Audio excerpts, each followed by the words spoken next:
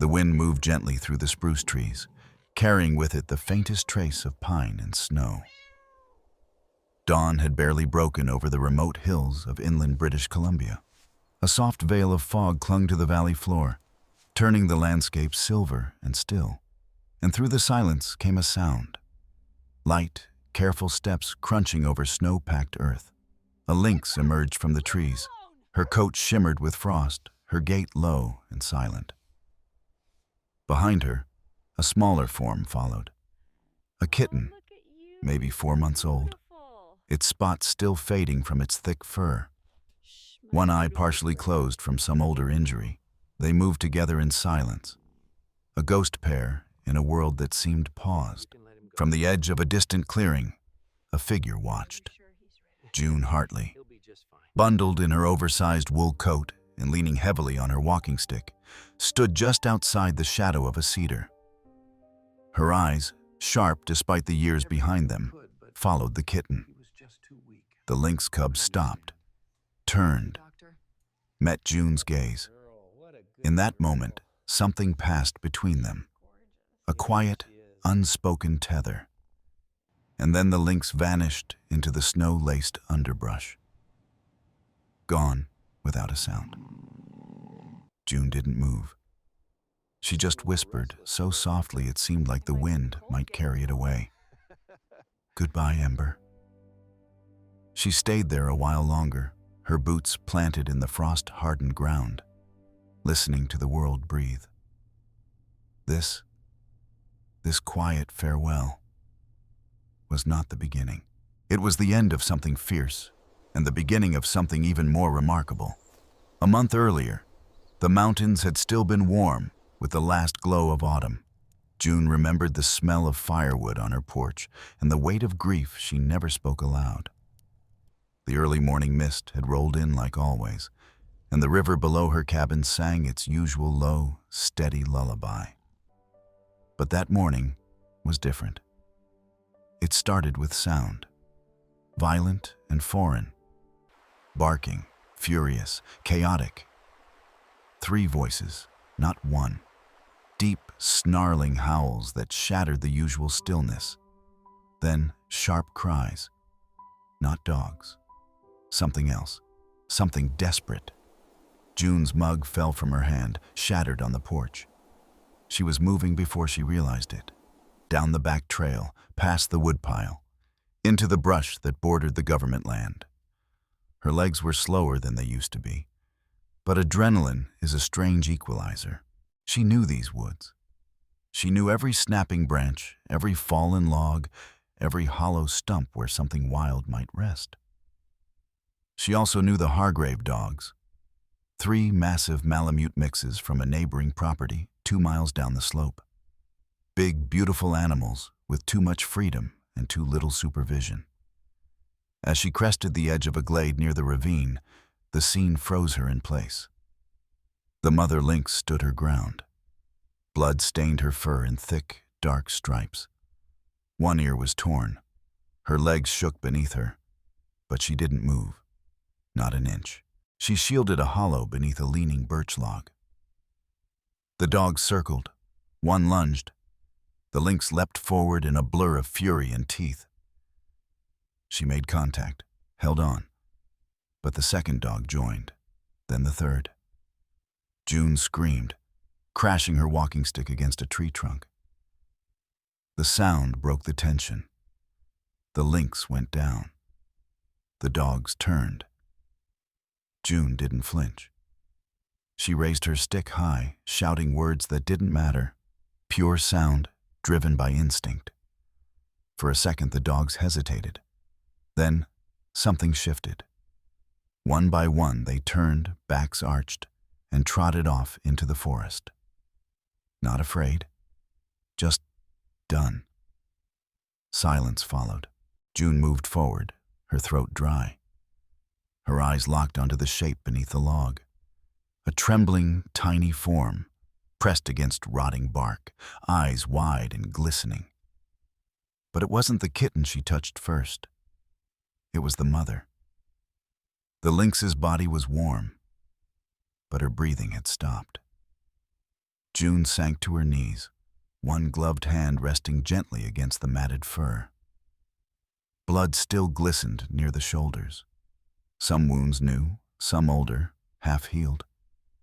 The scent was iron and earth, but underneath that, there was something unmistakably maternal. The lynx had fought until her last breath. Not to escape, not for herself, for the kitten. June felt a familiar tightness grip her chest, the same one she'd felt the night Alan passed. The kind that whispered, "You're not ready, but it's happening anyway." She didn't cry. Not yet, not with eyes still watching her. A faint mewl drew her attention. She turned toward the log, heart pounding with hope and fear, and lowered herself onto her side, peering beneath the mossy arch of bark. Two gold-flecked eyes blinked back at her. One was swollen shut, the other locked onto hers with a frozen kind of terror. The kitten didn't move, didn't even flinch, just quivered violently, all instinct saying, "Don't be seen." "Hey there, little one," June murmured, voice barely audible.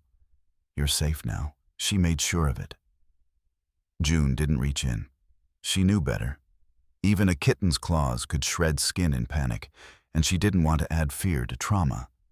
Instead, she slowly eased back, sat cross-legged a few feet away, and reached into her coat pocket for her phone. Reception was fickle out here. But today, the signal bar blinked to life. She dialed a number she hadn't used in years. "Cedar Hollow Wildlife Refuge, this is Maggie." "Mags, it's June Hartley. I've got a situation." A pause. "June?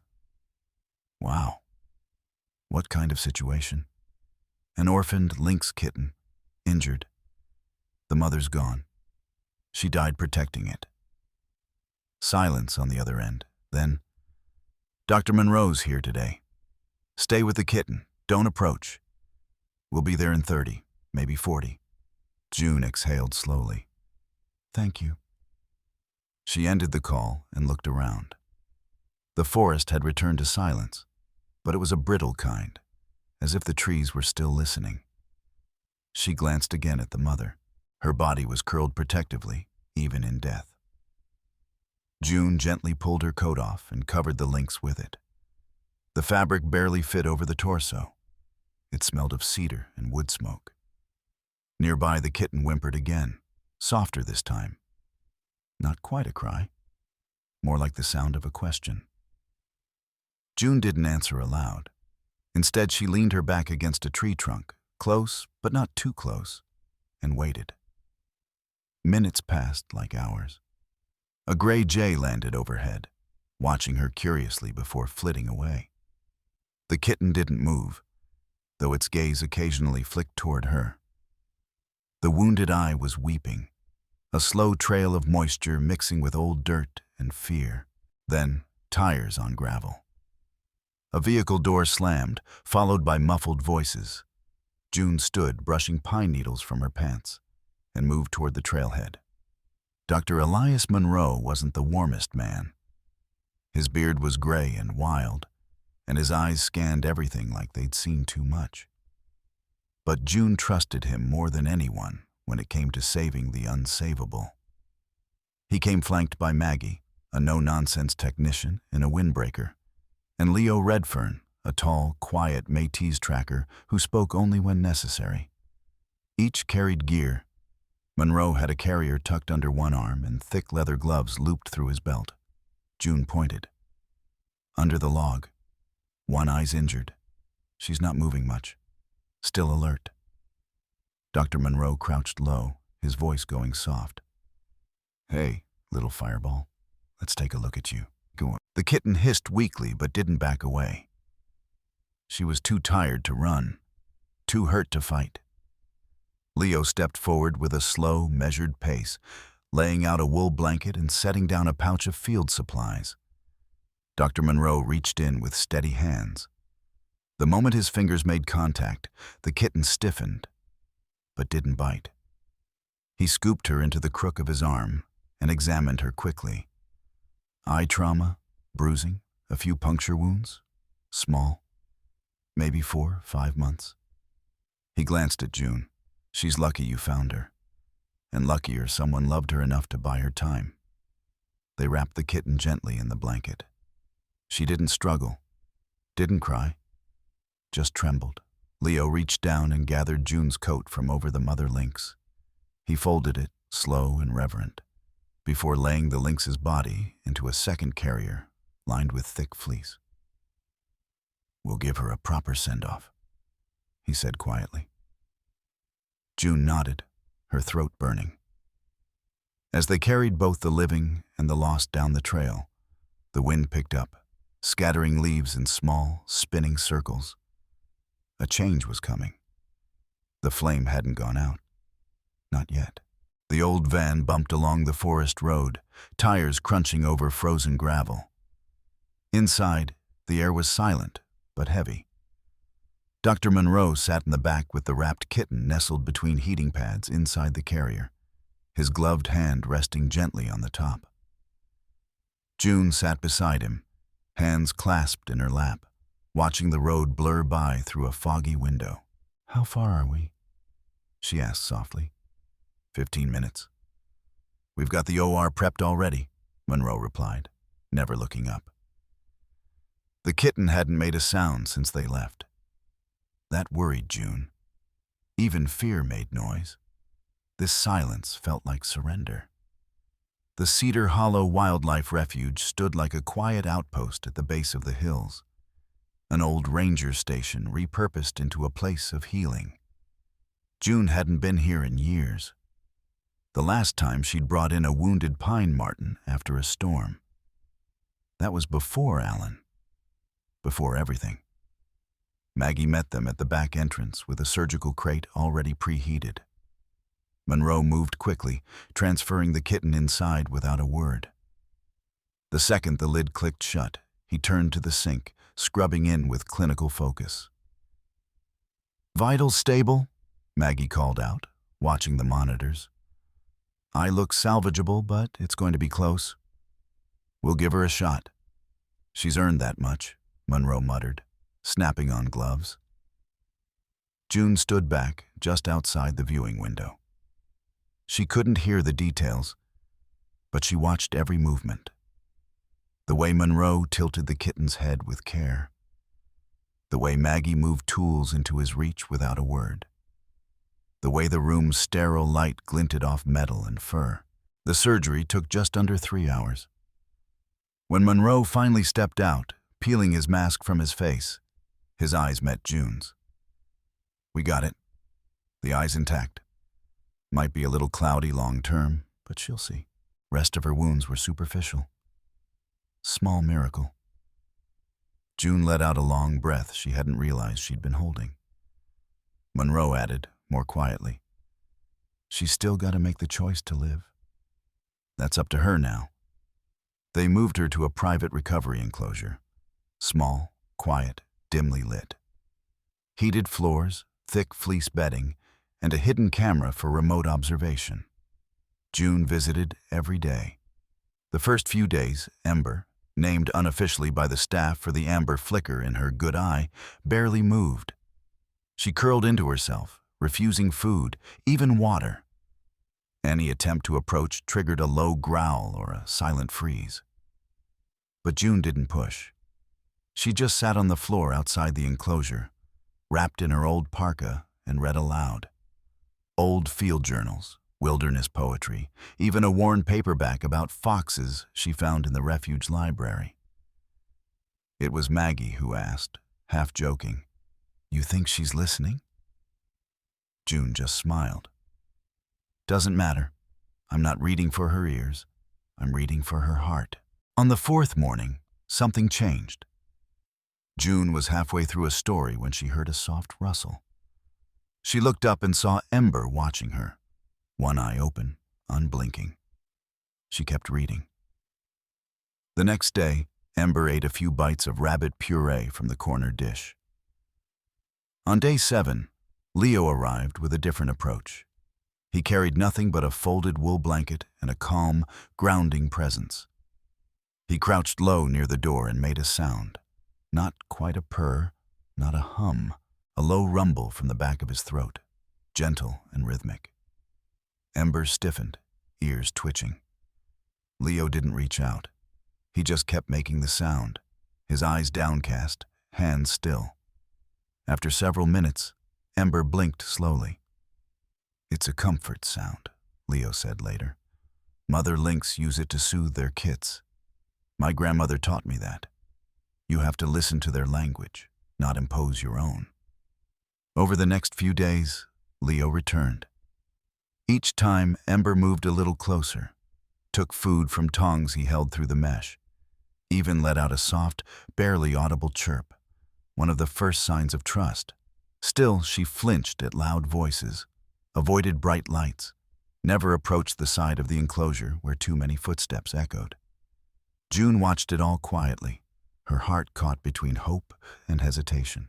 One evening, well after visiting hours, she sat alone outside the enclosure. The others had gone.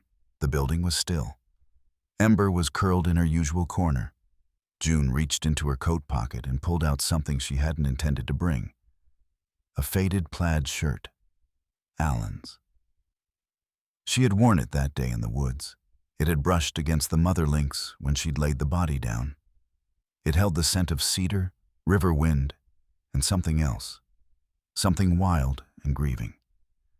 She folded the shirt and slid it gently through the bottom of the enclosure. Ember didn't move until she did. She crept forward, slow as breath, and laid her cheek against the cloth. Then she closed her eyes and slept. Snow fell gently outside the refuge windows, blanketing the world in silence. Inside, Ember was healing. Her fur had regained its luster, and her limp had vanished. The damaged eye, though still a little cloudy, now blinked with awareness, curiosity, and something even rarer in wild animals. Trust, but only toward June. With the others, she stayed cautious. She tolerated Leo, accepted food from Maggie, and never once hissed at Dr. Monroe, but she kept her distance. With June, it was different. She'd press her forehead lightly against the mesh when June spoke. She'd curl against Alan's shirt during every visit. And sometimes, when the building was still and the world seemed paused, June would hum softly, and Ember would respond with a low churring sound. "She's bonded with you," Monroe said one morning, leaning in the doorway with his arms crossed. "Could be a problem?" June didn't respond right away. She understood. A lynx too comfortable with people wouldn't survive in the wild. It would become dependent, or worse, fearless. "What's the alternative?" she asked finally. "Foster surrogate. We've done it before with foxes, raccoons. Never tried it with lynx this young." Maggie pulled up a file on her tablet. "There's a female lynx named Mira at the Snow Ridge Sanctuary in Alberta. Permanently injured. Missing a paw from an old trap injury. Can't be released. But she's fostered 2 litters of rescues." June felt the stirrings of cautious hope. "If we can pair them safely," Monroe added, "Mira might teach Ember what her mother can't." The plan took shape quickly.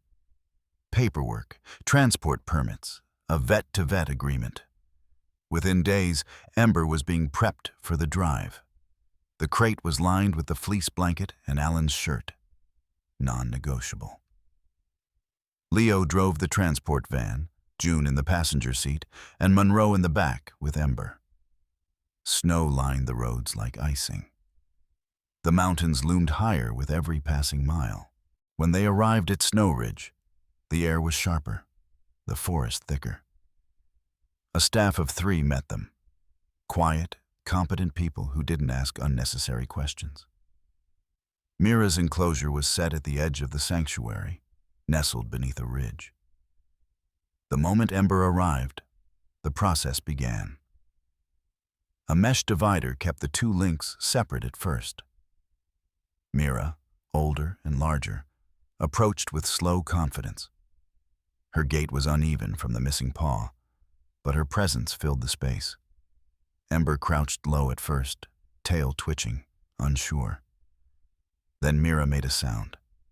A chuff, deep and low. Not aggressive, not welcoming either. Just acknowledgement. Ember's ears perked forward. She returned the sound, softer, higher. "It's a start," whispered Dr. Kell, Snow Ridge's lead vet. They kept the divider up for 3 days. Each day the lynx moved closer. Mira would eat near the mesh. Ember mirrored her. Mira would mark with her cheek. Ember copied. On the 4th morning, Ember lay parallel to Mira, only inches apart, separated by wire. The team decided it was time. The gate slid open between them. The moment stretched. Mira stepped forward first, circling Ember slowly.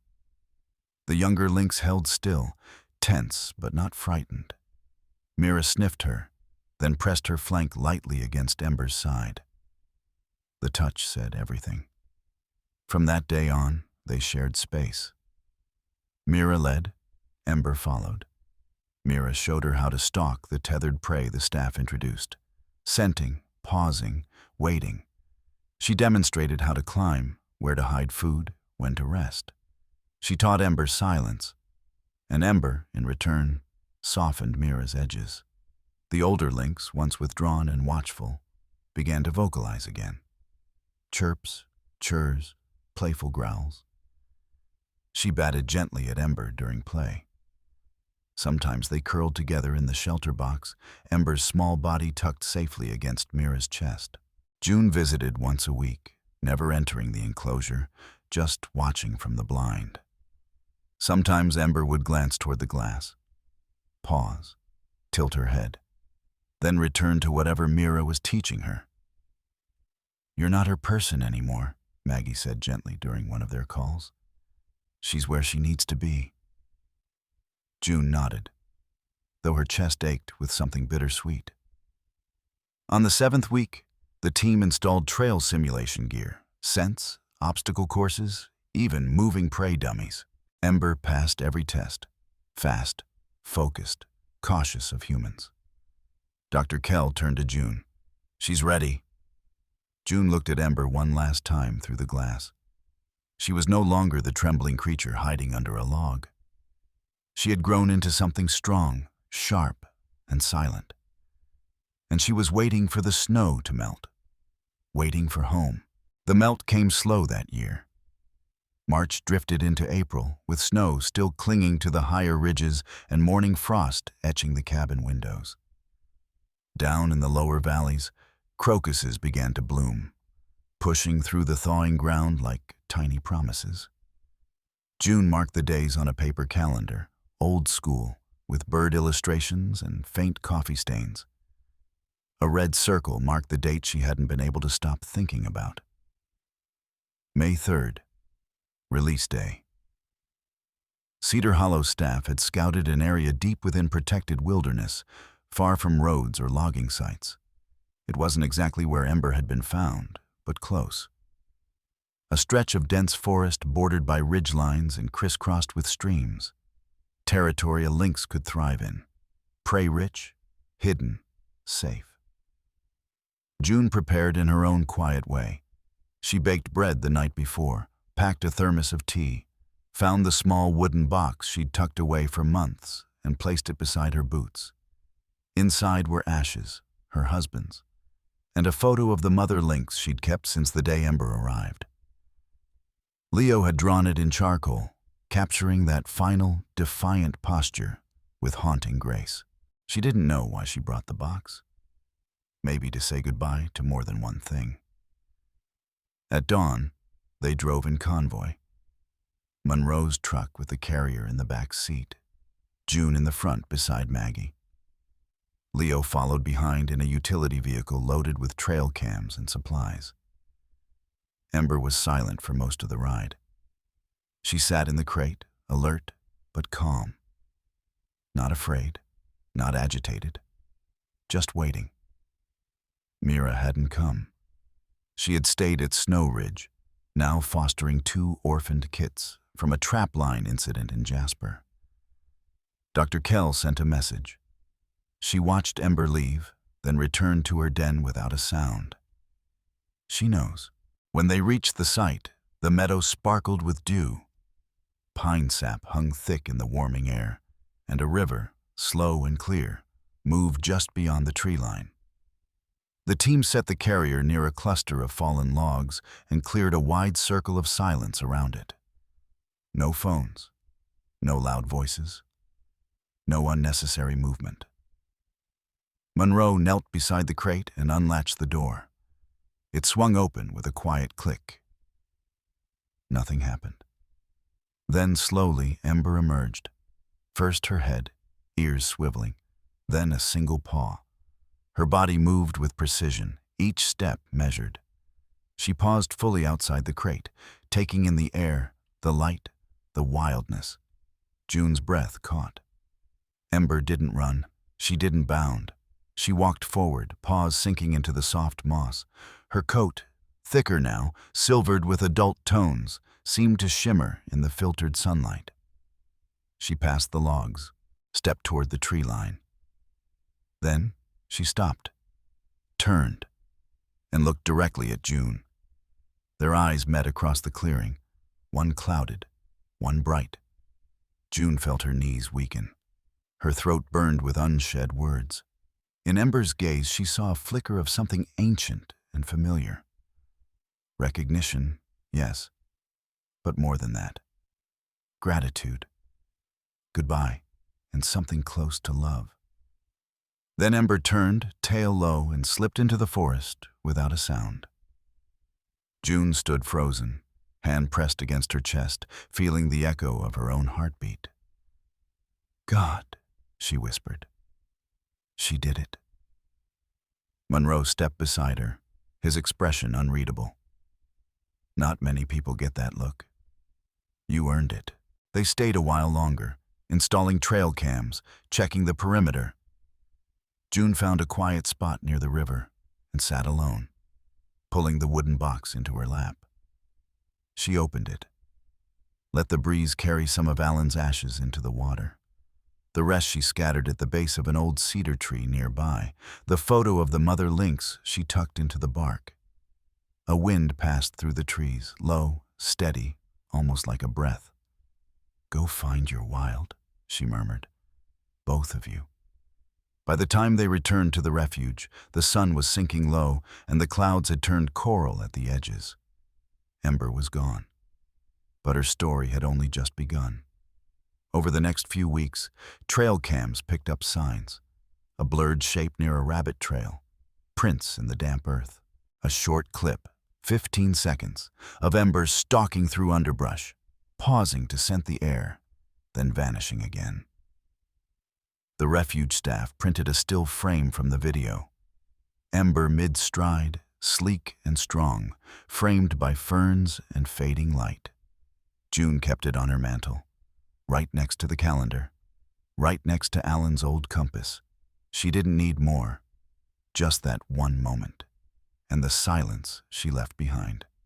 Weeks passed like breath, invisible, silent, and yet deeply felt. Ember was gone, but never far.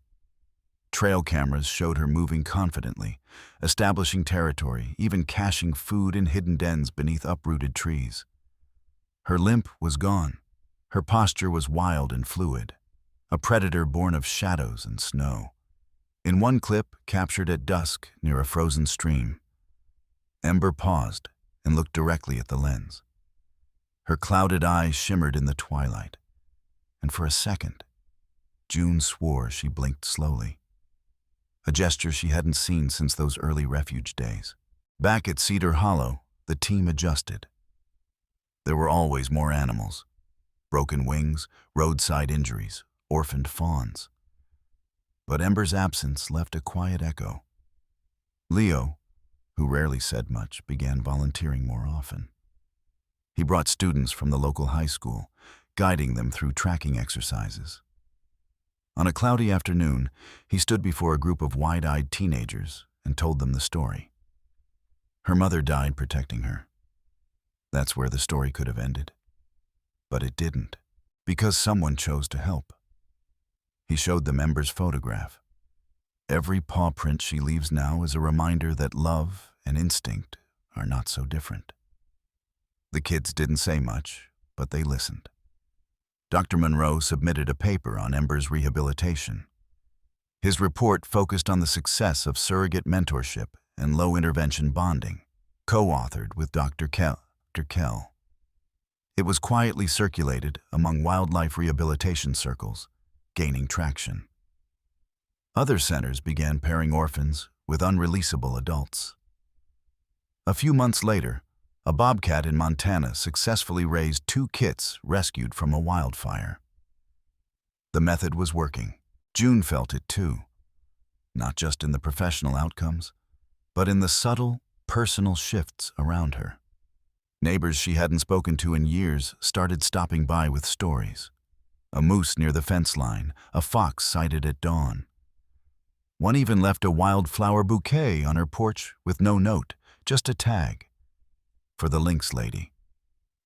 She didn't correct the nickname.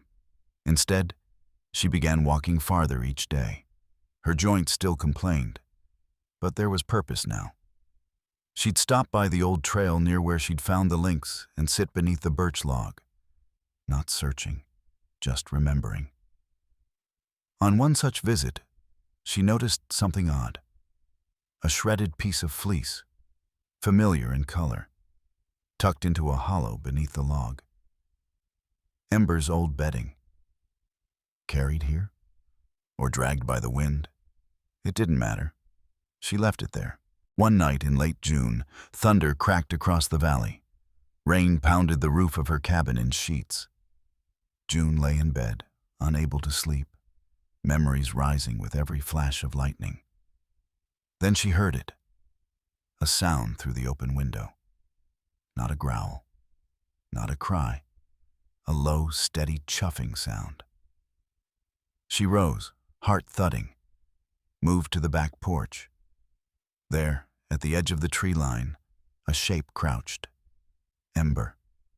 Larger now, wild, perfect. Their eyes met in the stormlight. Rain coursed over Ember's back, but she didn't flinch. She held June's gaze, then sat back on her haunches and waited.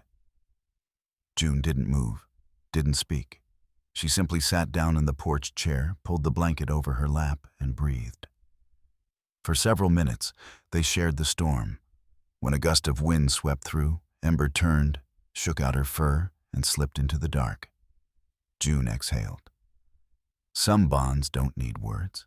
They just need weather, and time, and the will to return. Summer folded into autumn.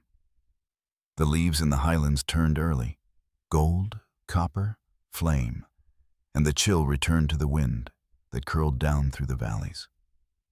With it came silence. Not absence, but stillness. A pause as if the forest was holding its breath. Ember had not been seen in over 2 months. The trail cameras had stopped capturing her movements. Her prints had faded from the riverbanks. No fresh caches, no broken brush. The team at Cedar Hollow grew quiet with concern, but no one said the words aloud. Predators disappear all the time. It didn't always mean the worst. But June felt it, a weight in her bones, like something had shifted. Then, on a morning sharp with frost, Leo knocked on her cabin door. She opened it, heart already racing. He said nothing, just held up a printed photo.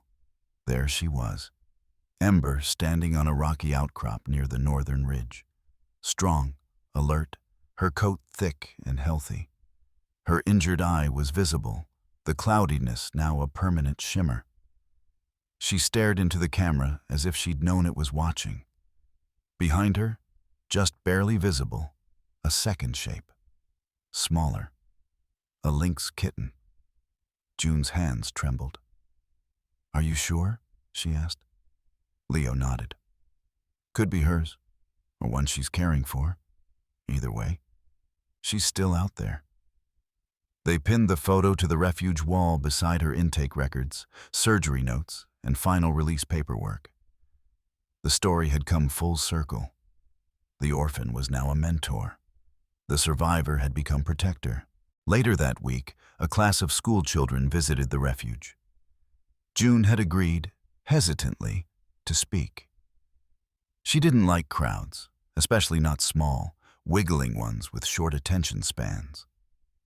But when she walked into the visitor center and saw their wide eyes and eager questions, something softened. She told them the story. Not with drama or exaggeration, but with heart. She described the mother's final stand. The rescue, the tiny body trembling beneath the log. The months of quiet recovery. The way Ember had laid her head on Alan's old shirt and finally slept. When she reached the end, the reunion in the storm, the trail camera photo, not a single child made a sound. One girl raised her hand. Why do you think she came back that night? June looked out the window, watching a crow circle high above the treetops. I think because she remembered, she said. Because sometimes even wild things come home for a while, just to show you they made it.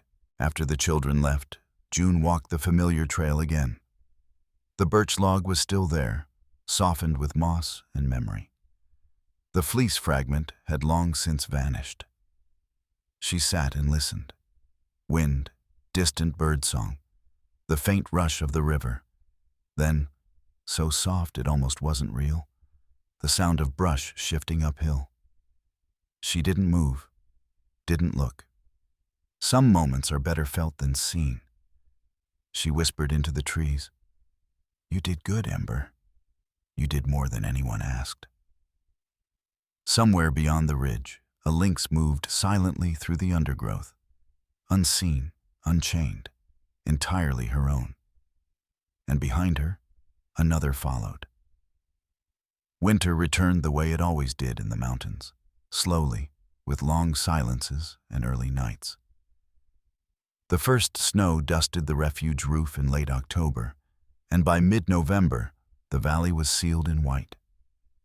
Tracks reappeared in the mornings, fresh signatures from passing foxes, elk, the occasional moose, but never Ember, not directly. Still, her presence lingered. Cameras near the ridge caught fleeting signs. Prey dragged beneath fallen logs, claw marks on cedar bark, a small den hollowed into a drift near the stream. Once, Leo found a single paw print beside a frozen puddle. A juvenile's print pressed beside an adult's. They didn't speak about it much. They didn't need to. June returned to her old routines. She volunteered weekly at the refuge again, mostly with the smallest patients.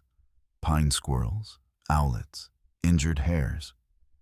She was good at sitting still, good at waiting, good at letting the wild come to her on its own terms.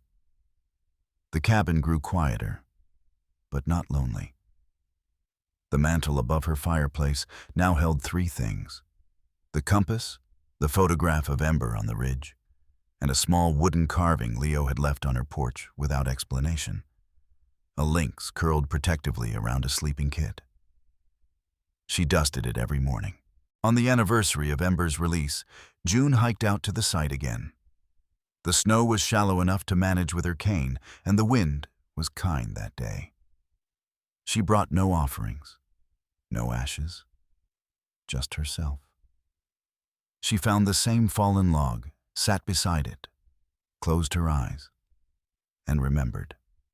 The mother's final stand, the trembling kitten, the quiet trust built on old shirts and steady voices, and the moment, in a thunderstorm, when something wild had chosen to come back. Not for help, not for food, but for connection. A slow breath, a shared silence. Then from somewhere in the woods, faint but clear, a sound broke the air. Not a cry, not a growl, a chuff, deep, steady, comforting. June opened her eyes. She didn't see anything in the trees, but she smiled. "Still watching me, huh?" The wind picked up. Snow fell in soft spirals, and June, wrapped in her old coat, pulled her scarf tighter and stood. The forest no longer felt heavy. It felt held. Back at the refuge, the staff had added a plaque near the education center. Not flashy, just a single carved slab of cedar. It read, "Some legacies walk on 2 legs, others on 4. All of them leave tracks that lead us home." The story of Ember was now taught to every class that visited, not just as a rescue story, but as a reminder that compassion can ripple outward in ways we never predict. One frightened animal, one act of kindness, one shared breath, and a world slightly changed. On certain nights, when the moon was full and the wind moved just right through the valley, June would sit on her porch and listen. Sometimes, if she was lucky, she'd hear the soft sound of snow shifting in the brush. And she'd imagine a pair of wild eyes watching from just beyond the trees. Not in fear, but in memory. And she'd whisper the same words every time. "Run far, live wild, and never forget where you began." Ember did not need to be seen to be remembered. She was already everywhere. In the quiet, in the wind, in the fierce echo of a mother's love that had sparked something eternal in the heart of a single, wild soul. The end.